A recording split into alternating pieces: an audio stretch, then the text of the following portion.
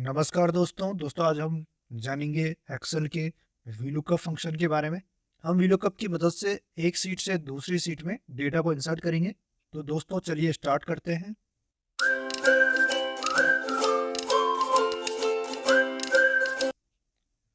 तो जैसे कि आप देख सकते हो दोस्तों, यहाँ पर रॉ डेटा नाम से एक सीट है।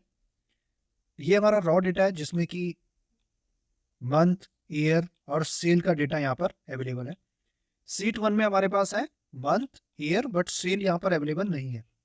तो अब हम क्या करेंगे, यहाँ पर वीलुकअप का फंक्शन लगा के सितंबर मंथ की जो भी सेल है, जो कि हमारे रॉ डेटा में अवेलेबल है, वीलुकअप फंक्शन के थ्रू यहाँ पर लेके आएंगे। तो इसके लिए दोस्तों सबसे पहले हम टाइप करेंगे इक्वल, देन हम टाइप करेंगे वी लुकअप। उसके बाद हम सेलेक्ट करेंगे लुकअप वैल्यू। मैं यहाँ पर इंसर्ट फंक्शन पे क्लिक कर रहा हूँ, जिससे कि आपको जो ये फंक्शन है क्लियरली आपको समझ में आ जाए कि हम एक एक करके कौन कौन से फंक्शन और आर्ग्यूमेंट हम यहाँ पर इंसर्ट कर रहे हैं। तो फर्स्ट है हमारे पास लुकअप वैल्यू। लुकअप वैल्यू का इस एग्जांपल में अगर आप देखो, हमारे पास है सितंबर। हमें चाहिए सितंबर मंथ का डेटा, तो हमने सेलेक्ट किया सितंबर as a lookup value. Next हमारे पास है table array. Table array means कि जिस भी रॉ डेटा जो आपका है, जहां से आप डेटा ले रहे हो, तो हमारा जो डेटा है वो अनदर सीट में है जो कि रॉ डेटा है। हम सेलेक्ट करेंगे एक कंप्लीट रेंज। दो टाइप से आप डेटा सेलेक्ट कर सकते हो, एक तो आप कंप्लीट रेंज को सेलेक्ट करिए, या फिर ये तो यहाँ पर काफ़ी छोटा डेटा मैंने लिया हुआ है दोस्तों। अगर इससे ज़्यादा 1000 रोज अगर आपके डेटा में है या उससे ज़्यादा है, तो आप कंप्लीट एक सेल को भी सिलेक्ट कर सकते हो। तो मैं यहाँ पर एक कंप्लीट सेल सेलेक्ट कर लेता हूँ। दोबारा से मैं सेलेक्ट कर रहा हूँ सी, डी और ई। मैंने कंप्लीट सेल यहाँ पर सेलेक्ट कर लिया है। आप एक रेंज भी सिलेक्ट कर सकते हो और एक कंप्लीट सेल को भी सिलेक्ट कर सकते हो। उसके बाद दोस्तों हमारे पास है कॉलम इंडेक्स नंबर। अब रॉ डेटा में अगर आप देखोगे तो काउंट करेंगे आप यहाँ से सी, डी, ई, जहाँ से आपने डेटा अपना सेलेक्ट किया था। अगर आप काउंट करोगे लेफ्ट से राइट की तरफ 1, 2 एंड 3, तो ये 3 नंबर जो नंबर है, 3 नंबर जो कॉलम है, उस पर हमारा डेटा अवेलेबल है। तो हमने यहाँ पर क्या करना है, 3 नंबर यहाँ पर आप टाइप करिए। देन आप यहाँ पर जीरो भी पुट कर सकते हैं, और यहाँ पर आप फॉल्स भी इंफॉर्मेशन, फॉल्स भी यहाँ पर टाइप कर सकते हैं, ताकि जो मैच होगा वो एग्जैक्ट मैच होगा। तो मैं यहाँ पे टाइप कर रहा हूँ जीरो। देन आप प्रेस कीजिए ओके। ओके करते ही आप देखेंगे यहाँ पे हमारे पास सेल्स डेटा आ गया है। और इसको मैं ड्रैग करते हुए, जो आप यहाँ पे देख सकते हो प्लस बटन है, इसको मैं ड्रैग करूंगा डाउन तक, और यहाँ पर मेरे पास डेटा आ गया है।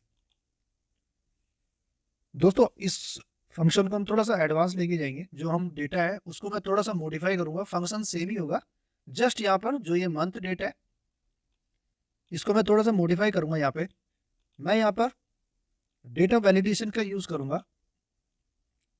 क्लिक करिए डेटा वैलिडेशन में, देन दोबारा से क्लिक डेटा वैलिडेशन। यहाँ पर सेलेक्ट करिए लिस्ट, सोर्स सेलेक्ट करिए। सोर्स होगा हमारा जिस भी मंथ का हमें डेटा चाहिए। यहाँ पर क्लिक करिए, सेलेक्ट कर लीजिए और एंटर प्रेस कीजिए, ओके कर दीजिए। अब आप देखेंगे जो भी डेटा यहाँ पर अवेलेबल है आपका एक ड्रॉप डाउन लिस्ट में आ गया है। तो अब हम लगाएंगे यहाँ पर V lookup equal V lookup. हमें चाहिए लुकअप वैल्यू। लुकअप वैल्यू हमारी है K2। सेलेक्ट करेंगे सेल को जिसमें सितंबर लिखा हुआ है। देन हम कॉमा टाइप करेंगे। कॉमा के बाद हम टेबल एरे सेलेक्ट करेंगे जो कि हमारे रॉ डेटा है। इस टाइम हम एक रेंज सेलेक्ट करेंगे, कंप्लीट कॉलम को सेलेक्ट नहीं कर रहे हैं, इस टाइम हम केवल रेंज सेलेक्ट कर रहे हैं। देन कॉमा, दोबारा से 3 नंबर 1, 2, 3, 3 कॉमा 0। यहाँ पर देखिए दोस्तों, यहाँ पर फॉर्मूला टाइप हो रहा है। Then okay.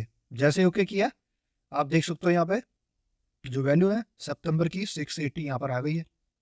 यहाँ पर मैं चेंज करूंगा, वैल्यू यहाँ पर ऑटोमेटिक चेंज हो रही है। तो आप इसका यूज कर सकते हैं अपने डेटा को और भी अच्छे से प्रेजेंट करने के लिए। नेक्स्ट है दोस्तों हमारे पास VLOOKUP को लगाने का एक डिफरेंट तरीका।